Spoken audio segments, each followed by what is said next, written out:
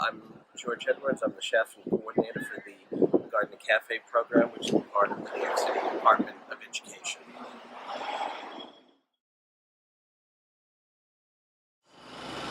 I, my mother had gotten sick for a while, so she was bedridden, and I was the oldest, so it's like, all right, you got to do this.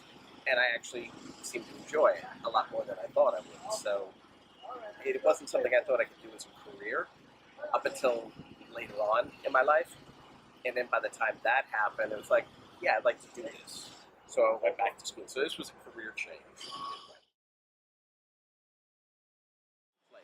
It was, for some reason, the educational component was there all along. I wasn't sure what that meant, but that was something that I just said, that's the angle I want to tackle. But I met somebody who knew someone, and they said, "Oh, come and check this out." And I liked what I heard. I was interested in what they were interested in doing. I met people that I liked very much, and are still friends. So that was why I sort of got into it. It was like, all right, there's a lot of gaps in my knowledge, and this is a way of filling that. And then when I went back to grad school to study food studies at NYU, I was interested in the school food aspect and children's nutrition, but that foundation set by the Brooklyn Food Coalition helped me in that regard. So it was, it wasn't like this big, it was sort of planning as it kept going. It was like, yeah, I remember this and I remember that. And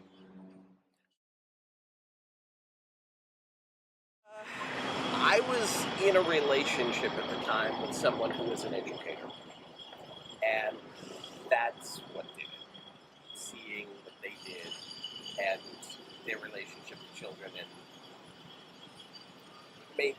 maintaining the importance of that without preaching. And I think that was one of the reasons what got me involved in it. It's like, yeah, I could see this. This is important. So that's why I wanted to explore it.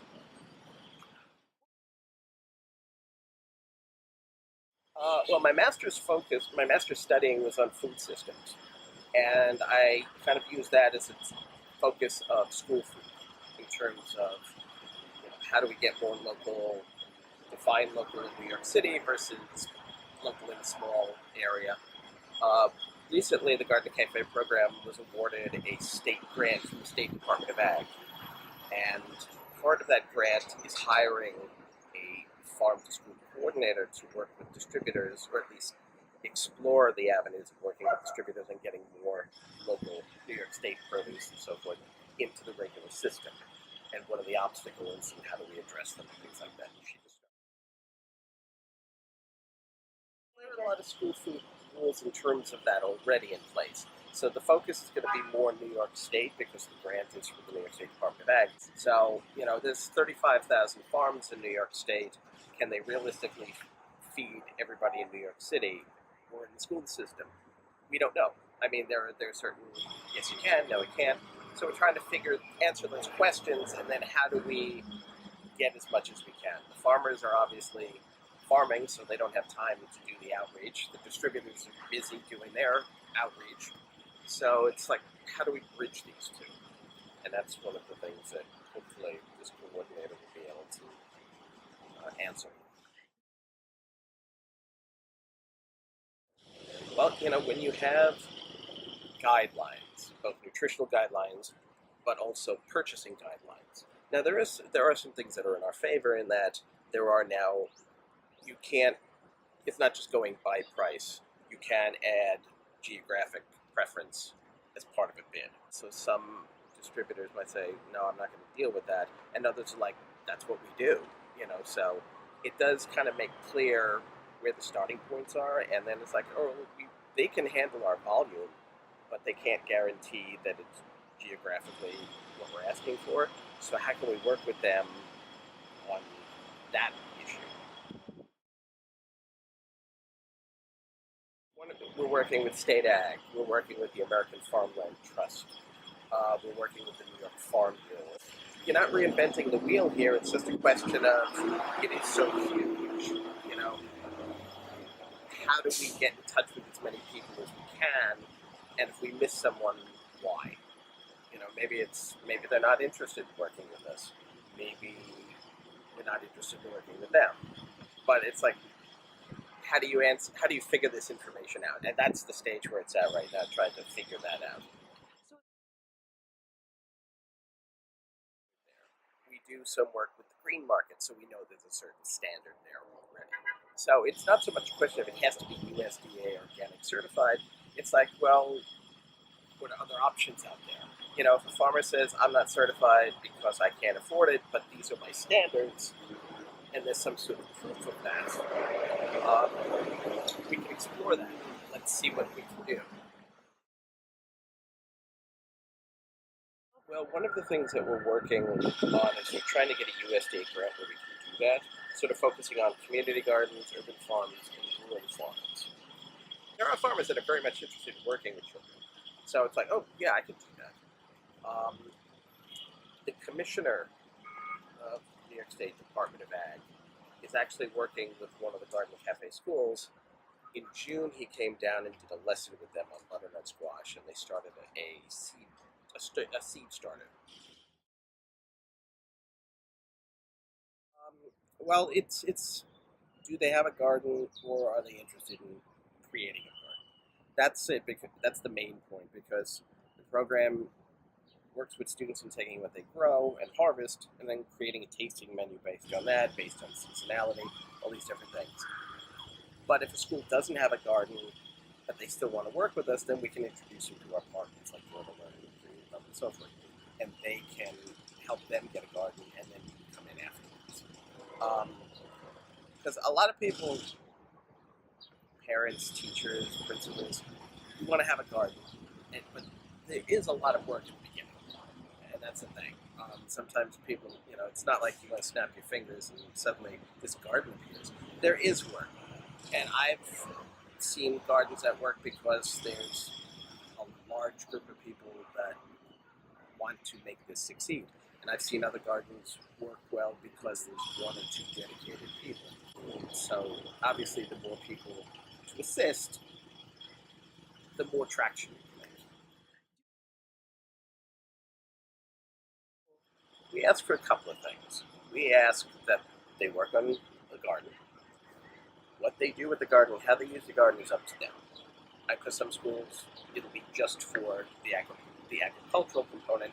They may also have lessons in the garden, a number of different things. And that they work with us when, they let people know we're coming. That was particularly in the beginning. It was, who are you? Why are you here? From the adults, not the students. And then we'd come back again and they're like, who are you? Why are you here? But the kids would remember us. So it's like, no, let everybody know. Now, we're working this grant that I told you about for the state ag. We're working on a Bronx-focused project. So we're there more than seasonally. We're there maybe three times a season, like the fall, spring, so forth. So we're able to make more traction with everybody because they know, oh yes, when's the next time you're coming? Things like that. But yes, we want the schools to work with us and let people know, let the parents know. If you have a PTA and you want us to talk, to let us know. That way, people are sort of in the loop on things, and it's not. No, because there are different things that we can do with different grades. I mean, most of the schools are K through 5, pre-K through 5. Then you have the middle schools and you have the high schools, and there's different approaches for each grade level. But it's not like we have to have X amount of this, X amount of this, X amount of this. Plus, there's also the fact that you have, particularly now, you have different schools in one building. So you may have a pre-K through 5, you may have a middle school and a high school all in the same building. So we may be working directly with one school, but we certainly say when we do the tastings in the cafeteria, you're certainly welcome to participate. And most schools say, oh, we'd like that. Good question. I don't think I ever thought of education, or at least the definition of education, in the way that I do now. There are different ways to educate people. People learn in different ways. I have to do something before it actually registers with me. I can't read something and just pick it up like that. Other people can. But it's good to know that, just in an approach to people, it's like, all right, what's the best way of reaching them? And it obviously changes from person to person. So it's good to develop those skills.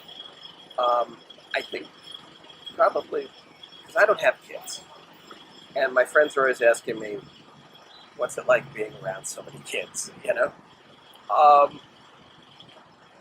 I have to admit, I was surprised that, I like it when a student grabs my hand and say, come see what we grew in the garden. Or, you're the bestest cook, and it's like, I'm not the bestest cook, but just the fact that they enjoyed it and they're asking questions about it, that was kind of a new thing for me. And to see that, it's like, oh, okay. One of the difficulties is the fact that we have 2 people, 3 people in this program running around juggling 140 schools. So there are certain things that I would like to do, but I also have to be realistic that I may not be able to do it now, but I can plan for it. Or if I do it now, I can start off slowly, but it's not like, oh, let's get a website and let's do this and let's do that. School food does have a number of nutritional interns that have worked with Grden Cafe, and of the ones that have worked, they appreciated it because it exposed them to certain things that they may not have done in a regular rotation or may not have thought of. We just had an intern, Rebecca. I was really impressed with the job that she did because she just jumped right in and worked with the kids, and it was great. And after she left, she wrote me a very nice thank you letter that said, she was interested. She was thinking of doing dietetic pediatrics, but working with us made her see that she wanted to do that. So it was like, oh, okay, that helps, because then I know down the road also we could work together because she knows what she's doing. And we're looking for funding so we do a pilot program so we could work with the D.O.E.'s life program, which works with teenage parents, and the parents can come to school. So that way they have babysitting services and they have social work support and school nurse support. But we can work with the parents on culinary legends and, this is an eggplant. This is something you can do with it. Or what is it you like? And then let's figure out ways that we can do this. But also do tastings with the babies, because the babies are anywhere from 1 to 3 years old. And this is when the taste buds are really starting to develop. So can we get them interested in an earlier time? That is a project that is very dear to me. That's something that I want to do. And I got the idea basically from that work of Caitlin Daniels. And I said, how do we bridge the gap? So, when you're trying to get a child to try something they're not familiar with, and you have an adult walk up and say, oh, they're not going to eat that, you just opened up the door. And so I don't have to eat that. Adult said I didn't have to. And there have been a couple of places where that's happened, and it's very frustrating. That happens less and less now, especially in schools that we're there on a regular basis, because they know what it is what we're doing, they know what we're trying. So even if they don't personally think this will work, they're not going to stand in our way. Whereas in the beginning, I don't think people were standing in our way, I just don't think they got it. So you come across that less, but it's still there. The other things that I do find very encouraging is the school food kitchen staff where we're at. When we go into a particular school, especially the first time, they would be like, who are they? Why are they here? But once they saw what it is that we're doing, they're like, can we help you more next time? Can you share that recipe? These are my babies. I want to, and it's like, yes, they get it. And I can help them and they can help me. That sort of thing. So, yeah. I mean, if they're interested, then we'll talk, send an application. But I also want to be realistic. I don't want to promise something I can't deliver. It's a lot of juggling. I mean, we used to be just fall and spring, but now we do things in the summer, we do things in the winter, just to sort of catch up on the schools that we may not have been able to work with in the fall and spring. But even that's now starting to get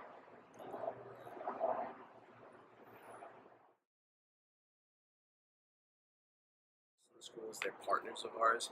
We work with their schools. They will turn around and introduce us to schools that they're in.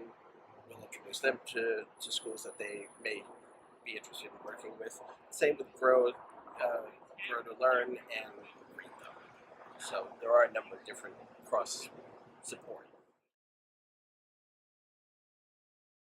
No, it's more supporting each other's curriculums at this point. Um, Wellness in the schools will have culinary lessons, and the same with the schoolyard, and it may be tied into what they're growing. Whereas Grow to Learn and Green Thumb focus specifically on the school gardens. We're sort of in the middle because we're school food. We're a school food program, and because we are connected to the kitchen, it's you can do this in the salad bar and see what kind of response it is. One of the other things that we like to push is, when we're doing an event at a school and they've contributed a certain amount of harvest, we can say, these tomatoes came from your garden, this arugula came from your garden, this spinach came from your garden. But not just in the times that we're there. It's like, if you could realistically grow everything that goes in the salad bowl one day out of the month, you can highlight that. And the last Friday of the month is going to be PS whatever's salad bar day. Everything in there came from the school. The kitchens are like, if you have stuff that you want us to use, because we've already worked with Grow to Learn and Green Thumb, we know the soil is safe. That's been done already. So it's not like, just grabbing something out of the park and here, put this on their plate. That sort of thing. It's the research behind it's already been done. So the kitchens are like, bring us the stuff, but it's got to be realistic. You just can't say, oh, I'm going to do everything in the salad bar and then here's 3 tomatoes. Well, we can't use anything that's directly in the soil. That's where the raised beds come from. There's also the grow towers. There's also hydroponic. There's also aquaponics. Schools will do different things. What they're interested in, what they can realistically do in terms of the amount of staff to assist and things like that. One of the schools we work with is PS56 in Unison, which is in Bed-Stuy, and they work with Teens for Social Justice, who has a hydroponics setup in a classroom. So the students can tend to whatever it is that they're growing. We know that we're going to get a certain amount of produce from them that we can prepare and highlight. And the students are the ambassadors. It's like, I prepared this, but that person grew it, so ask them how that happened, things like that. So yeah, there's a number of, it's sort of like a wheel and all the different spokes, and we try not to reproduce whatever somebody else is doing. It's just like, this is not some middle class yuppie feel good program. And I think there's still this stigma on that. With that said, this may not be high on everyone's radar because everybody's got different things. This is important. This is more of a concern for me, things like that. But, if you're not going to be actively involved in it, find out who is and let them know. I mean, I've seen dedicated teachers get exhausted because they didn't have help.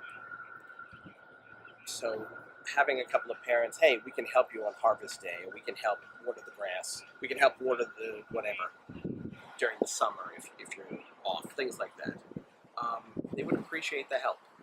It would make their job a little bit easier. But it also, the kids do see that. It's like, oh, this is important because my mother and father are now involved in this. And it doesn't have to be every day. Everybody's got a work schedule, everybody's got a life. Once a month, even. It's like, all right, I'll help weed on this day for an hour. It's fine. There's a lot of urban farms in New York City, and they have volunteer days. Don't think of it any differently than that.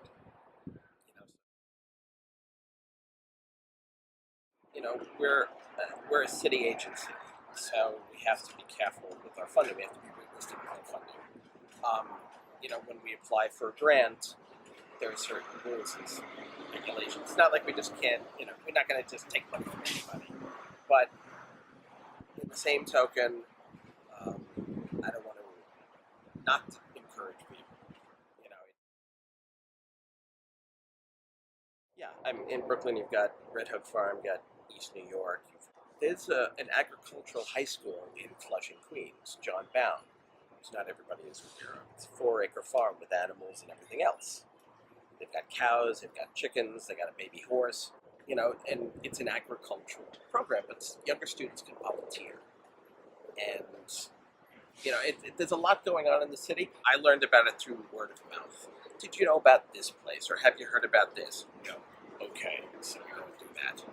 The Queens County Farm Museum is a working farm, and it's a museum. Until we actually crossed paths, I did not hear of them. Now I hear of them, and, here is some information.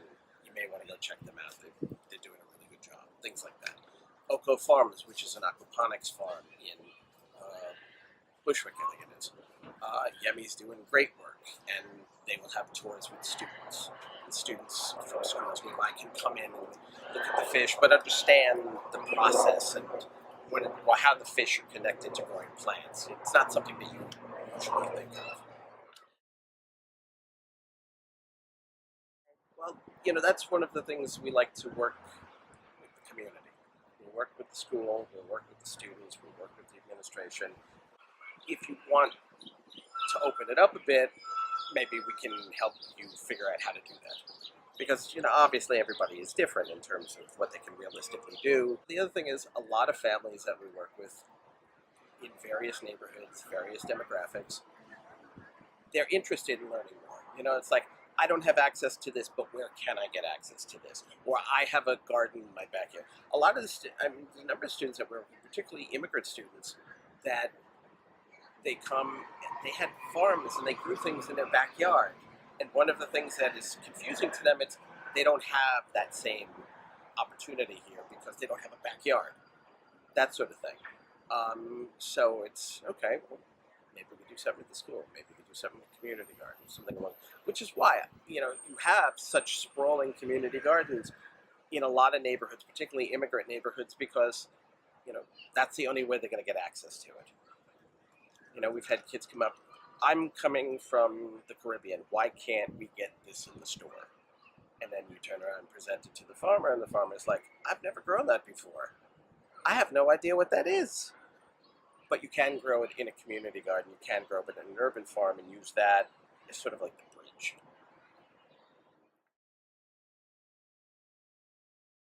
School. So they would have to have children in that particular school to volunteer, and that already volunteer. Because some schools will take volunteers, parent volunteers working in the cafeteria, things like that. But that already has to be set in place, usually. So if we go to a particular school where they have parental volunteers, they'll say, okay, I can give you 3 parents during this lunch period. It's like, okay, fine. That sort of thing. I suppose basically one of the things we could use help with is having families, having people reach out to their elected officials and say, this is something that we're interested in. This is something we want to support. How can we do that? And yes, in terms of monetary, but also in terms of other things. You have politicians that nutrition and school gardens and school food it's very much on their radar. This is something that they take very seriously. How can we support that work? That sort of stuff. Things like that. We have a food policy director in New York City, which is not common in a lot of cities. How can we support the work that she's doing? Barbara Turk. Barbara Turk works in the mayor's office as the food policy coordinator for the city. She's doing a tremendous job, but obviously she could use support. Her job is just basically focusing on different ways food affects people, nutritionally, educationally, economically.